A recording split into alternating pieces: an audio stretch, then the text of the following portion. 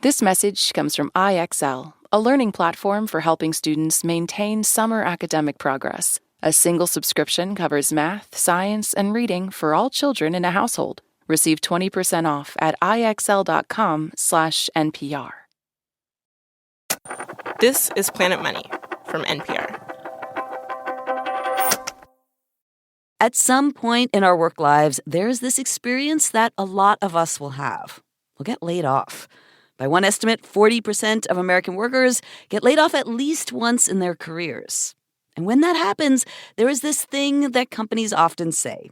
It's not personal, nothing to do with you or your performance. We're just changing priorities, making a strategic shift. It's the business version of, it's not you, it's me. And just like a breakup, it feels terrible. And it can leave you with a lot of unresolved questions. Hello and welcome to Planet Money. I'm Amanda Aronchik. Today on the show, we are collaborating with a new podcast. It's called Proxy, and it's from our friend Yowei Shaw, who's formerly of NPR's Invisibilia. Yowei's been documenting how a layoff affected one couple and left them searching for answers. And she helps them get those answers by taking their questions to someone who can give them the lowdown on layoffs.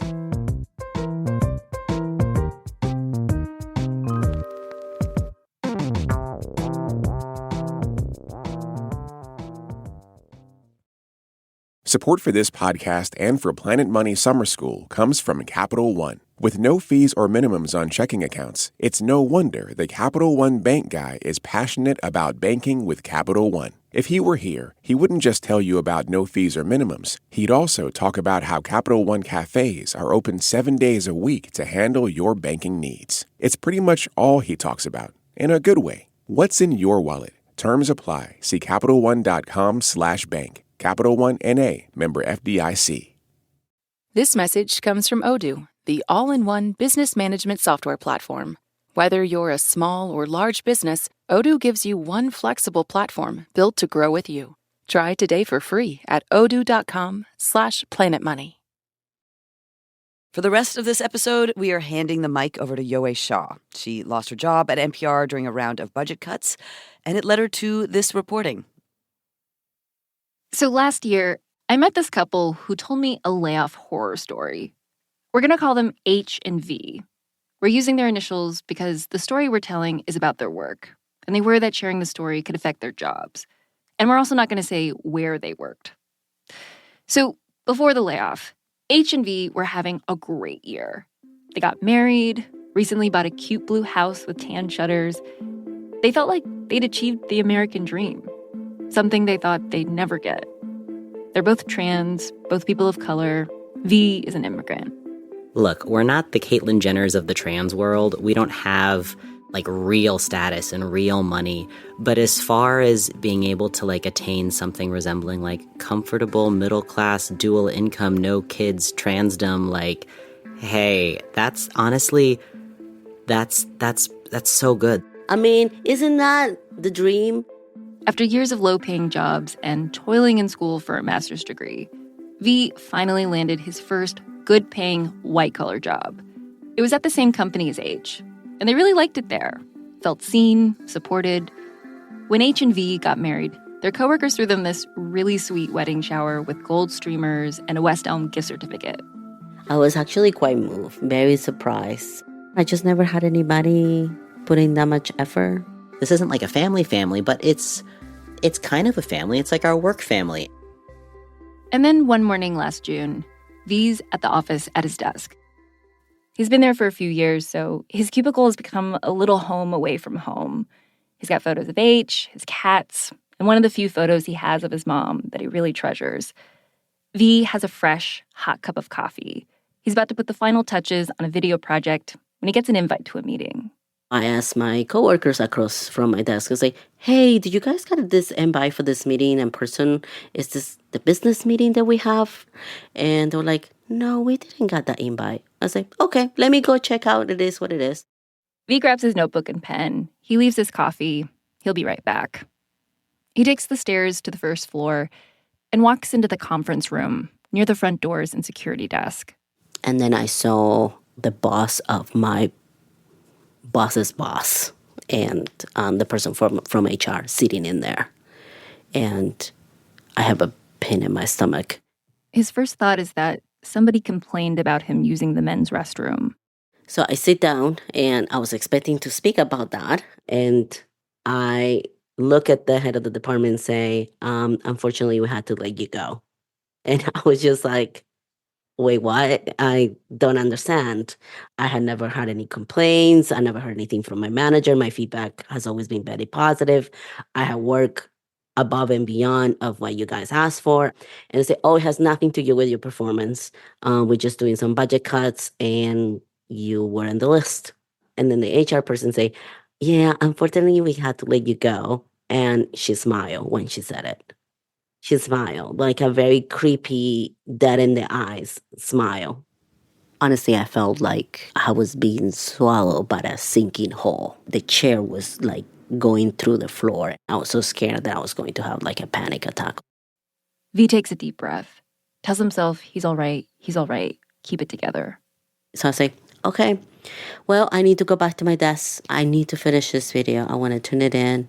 And they say, no, you're not now in the building anymore. And I was like, wait, what? But my stuff is there. Oh, yeah, somebody's packing your stuff right now. You don't have to worry about it. I feel like I had committed a crime and I had stole something. After what feels like an eternity, the HR rep comes back with a cardboard box with V's stuff. I look at the box and I saw my pictures were wet because whoever packed it dumped the cup of coffee that I was drinking and dumped all my stuff. A few pictures were completely destroyed. And my mom picture was gone. And that was the only picture I had that looked professional like that. There's no copies of that picture anywhere. And it's irreplaceable.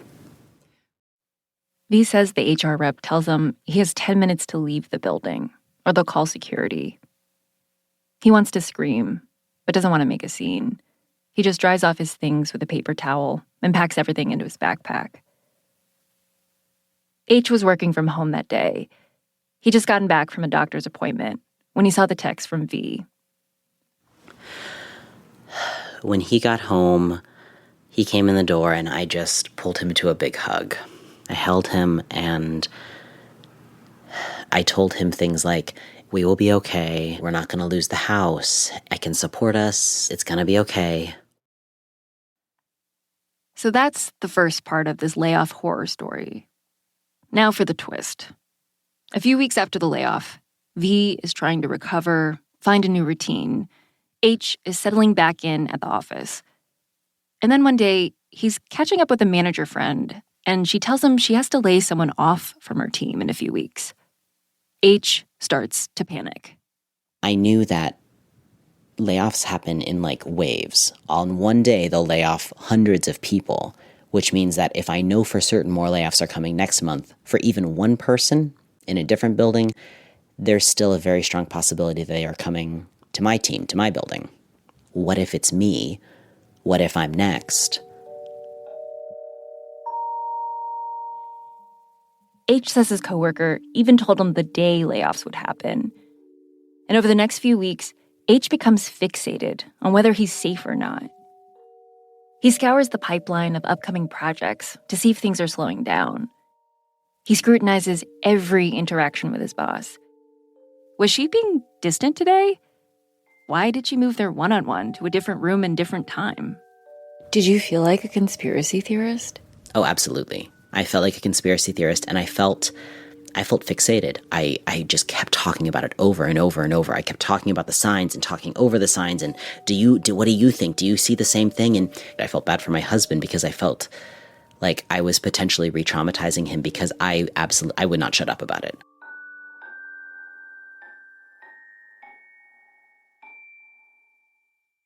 The day the layoffs were supposed to be coming, H really doesn't know what to expect. I called him that day to check in. Tell me what happened. Okay, so I went in and I actually packed up most of the things on my desk into a bag that I brought because Right. I didn't want people touching my stuff. And it was like, look, all I have to do is just grab the bag. And then my grand boss or my big boss, she came by my desk while I was working and asked if I had a minute. I was like, oh, of course. And immediately I'm like, alarm bells are going off in my head. So she called me into her office and shut the door, and she said to have a seat. H gripped his hands together because they were shaking. Then she said that my boss's position had been eliminated and she had been laid off. And I just felt, I do feel like I dodged a bullet. I feel like I was on a firing line and the squad missed me and hit the person next to me. It feels very surreal. And that is the layoff story of H and V. Just kidding. It was only the beginning. Because when you're the one going through a layoff, you still have to deal with the layoff after the layoff, try to recover.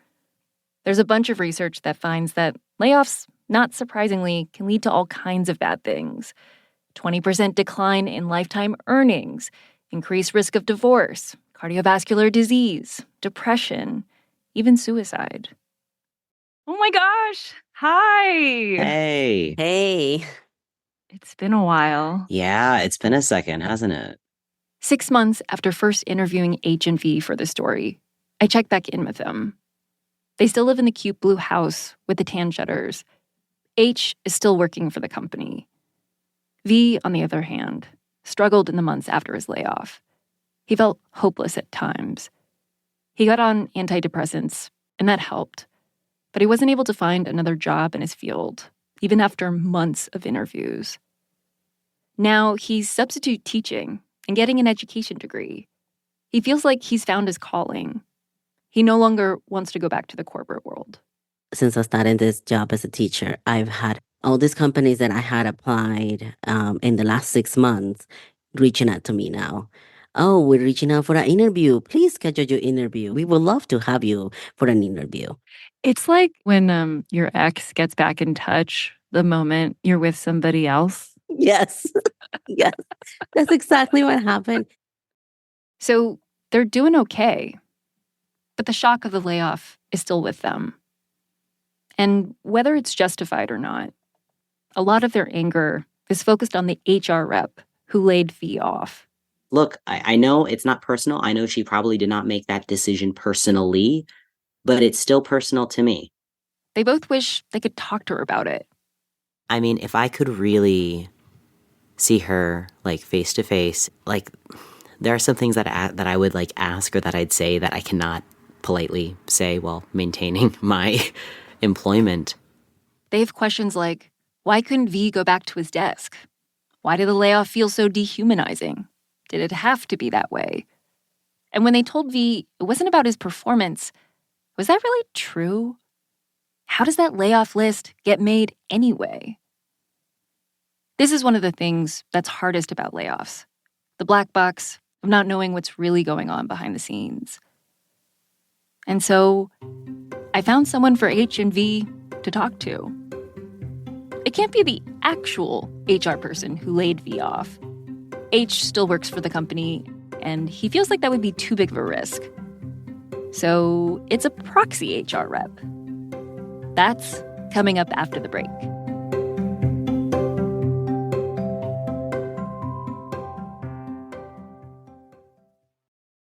Support for this podcast and for Planet Money Summer School comes from Capital One. With no fees or minimums on checking accounts, it's no wonder the Capital One bank guy is passionate about banking with Capital One. If he were here, he wouldn't just tell you about no fees or minimums. He'd also talk about how Capital One cafes are open 7 days a week to handle your banking needs. It's pretty much all he talks about, in a good way. What's in your wallet? Terms apply. See CapitalOne.com/bank. Capital One N.A., member FDIC. This message comes from Odoo. Running a business shouldn't feel like surviving a software group project. Start managing your business with one unified system. Odoo is the all-in-one business management software. Try for free today at odoo.com/planetmoney. Support for this podcast and the following message come from Vanguard. Every day, shareholders meet to discuss important matters about the companies you invest in. Now you can make your voice heard too. Vanguard Investor Choice makes it easy to set your proxy voting preference for your eligible Vanguard index funds. Visit Vanguard.com/investor choice to learn more. Vanguard investors own shares of their index funds, and those funds own shares of the companies they invest in. Vanguard Marketing Corporation, distributor. Helps if I unmute. Hello. Now it's April 2024. I'm back on the line with H and V. We're getting ready for the conversation with our proxy. It's been about 9 months since that extremely difficult moment when V was laid off. Hi. How are you all feeling? I'm just kind of want to get it over with, honestly, quite frankly. Are you having second thoughts? No, I don't know. I just was feeling pretty angry yesterday about. I'm hoping this the whole proxy situation. conversation will help V. To that, But so far, it's bringing up bad memories of the layoff. Meanwhile, the proxy HR rep is on hold in the virtual waiting room. Her name is Katie Maillard. She's worked in HR for over 15 years. She actually prefers the term people operations, though. And she now has a consulting company, which is called Somehow I Manage. She's been the head of HR, she's built HR processes and systems, and she's laid a lot of people off. By her count, over 250 people. So we thought she could help decipher what V and H had been through. Y'all ready for me to let her in? Yeah, I'm ready. Let's do it. I click admit, and there's Katie in a light blue blazer with straight, long brown hair. Hello. Hello. Hello. Nice. Look at you guys with your professional mics. We start with a round of introductions. I'm realizing now that I didn't. I forgot to mention my pronouns as well. I am she, her. So just Katie seems nervous. And H and V are not their usual chatty, friendly selves. V has a deep, furrowed brow. Could you explain what someone in HR actually does? Yes, that is a good question. So HR does a lot of different things, and it means different things. It feels like we're in a conference room with H and V at one end of a really long table and Katie at the other end. H keeps asking her pointed questions. Like, do you get training on how to be human in these conversations? No, not at all. So it's interesting. So there's some people have degrees in HR, okay, but that's mostly in like labor law and compliance. So it's learning labor laws, it's learning payroll requirements. Up to this point, V hasn't really engaged in the conversation. But finally, he speaks up. He tells Katie his layoff story about the surprise meeting, the HR rep's smile, not being allowed to return to his desk, the spilled coffee, and how he got into his car to drive home that day and was worried about getting into an accident because he was so upset. There was not check of like, hey, are you okay to drive? Do you need a couple minutes by yourself to calm yourself before you get into a car? No, they just say you have 10 minutes and you have to leave, or we call security and kick you out. So we'll just pause right there. Katie, do you have any reactions right away? I've got a lot of reactions and I have a lot of questions. And my first thought here is that is horrifying. And I am so sorry that this is what happened to you, because this is just like a series of poor decisions where this company decided that you were not a person and that you didn't matter. And that's not okay. But I just honestly want to apologize on behalf of all people professionals for how that person acted and how the company empowered that person to act. Thank you. I appreciate that. I do have a question related to that. V's furrowed brow relaxes for a moment. It's the first time anyone in HR has apologized to him. And just like that, things in the room shift a bit. It's like they're still at that long conference room table, but their chairs are a little bit closer. Now they can have a real conversation. Another thing that I feel like the HR actually falls short is they handle me a package and they say, just read that at home on your own time.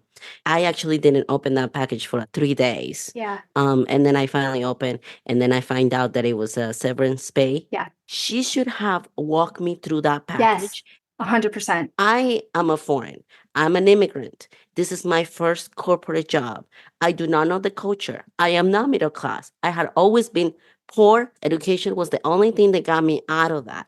And I come here trusting that you, who have been educated, who probably already have a mentality of a middle class, no disrespect, thought that I knew what was happening.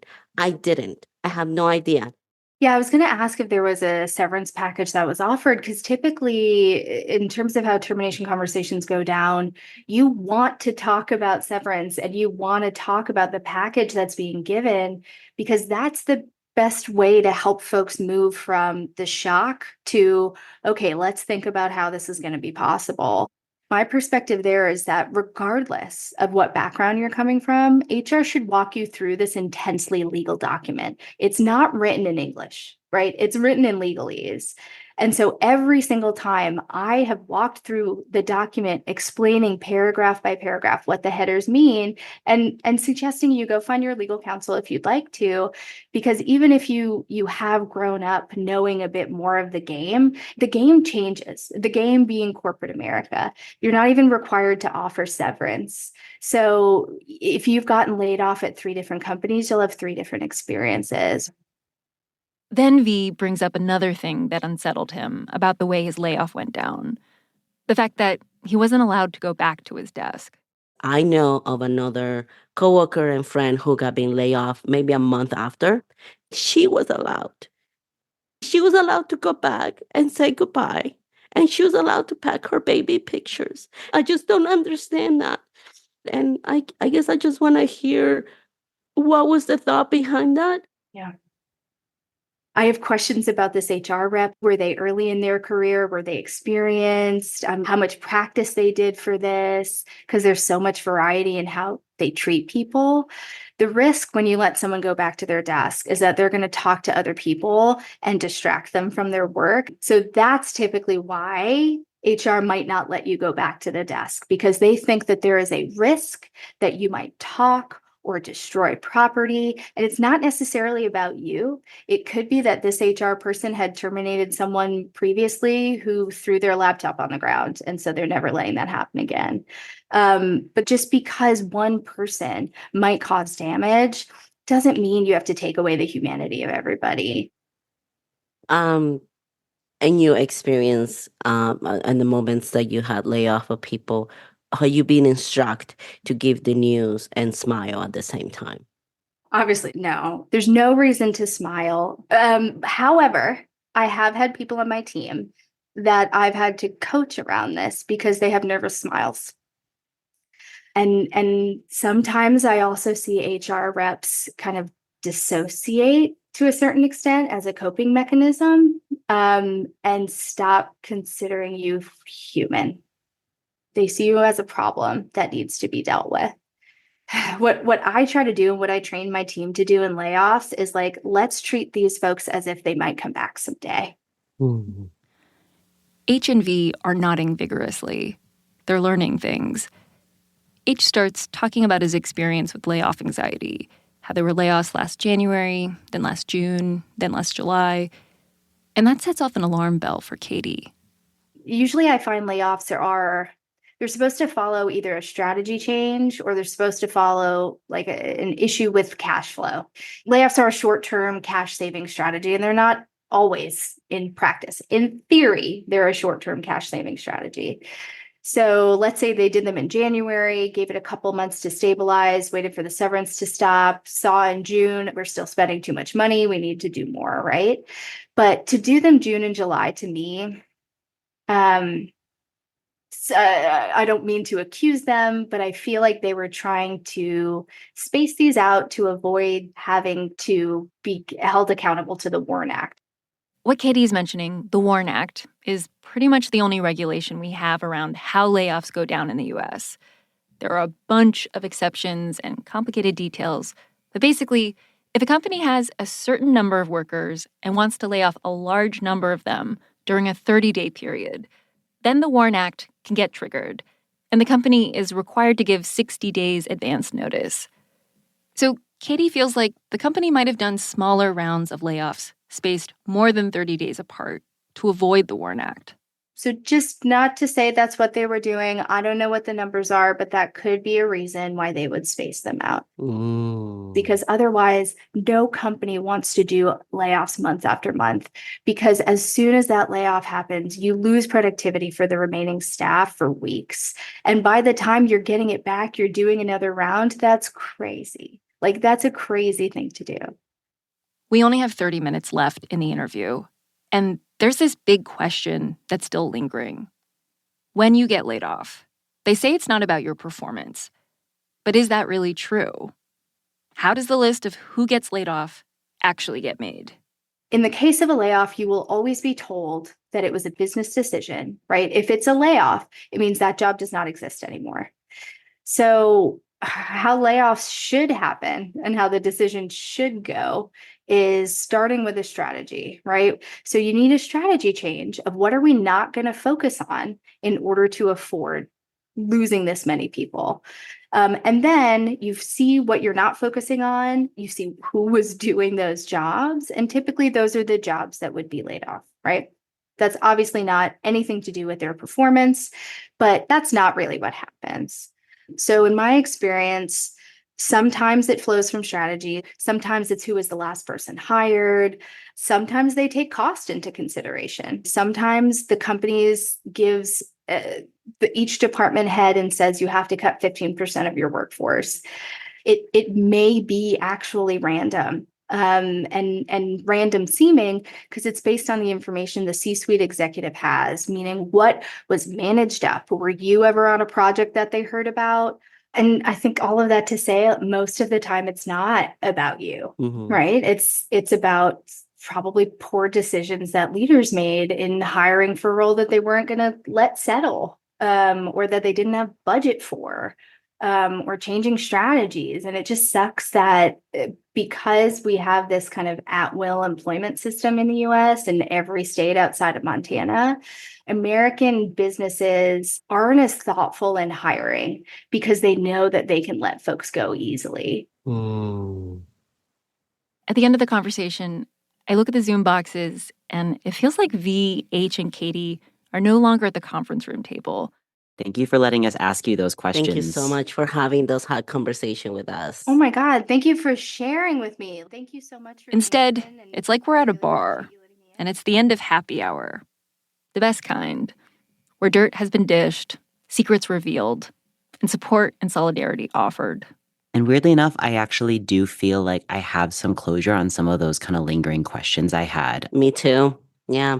When I find logic and I connect that to my experiences, it's not so out of control and chaotic and personal. Honestly, just to kind of be able to talk that through, and you're not her, but to talk it through and to sort of be able to ask, like, I guess this is where I name drop, a proxy, but Free labor. Okay. Free labor.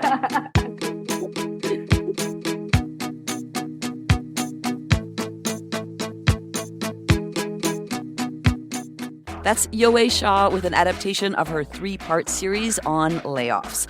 You can listen to the full layoff series on Yowei's new podcast, Proxy. It is about answering niche emotional questions through conversations with experts and strangers with shared experience.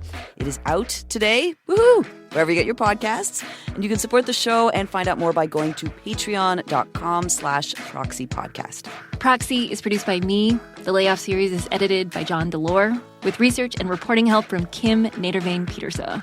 Today's Planet Money was produced by Sam Yellowhorse Kessler and edited by Molly Messick. It was engineered by Valentina Rodriguez-Sanchez and fact-checked by Sierra Juarez. Alex Goldmark is our executive producer.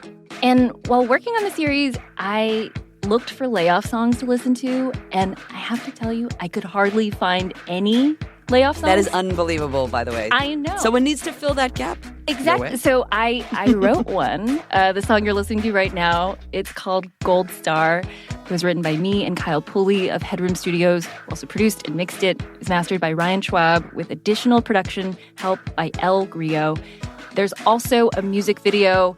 There's a Kleenex box costume involved. You have to see it to believe it. It is amazing. You got to see it. Check it out. It's amazing. Special thanks to Abby Wendell, Alex Beebe, Beth Patel, Joanna Solotarev, Juliana Reyes, Laura Starcheski, Liana Simstrom, Liliana Maria Percy Ruiz, Mark Pagan, Mathilde Erfolino, Nicole Kligerman, Sandy Hogue, Theo Cobb, Thomas Liu, and Wan Yu Zhang. I'm Yoe Shaw. And I'm Amanda Aronchik. This is NPR. Thanks for listening.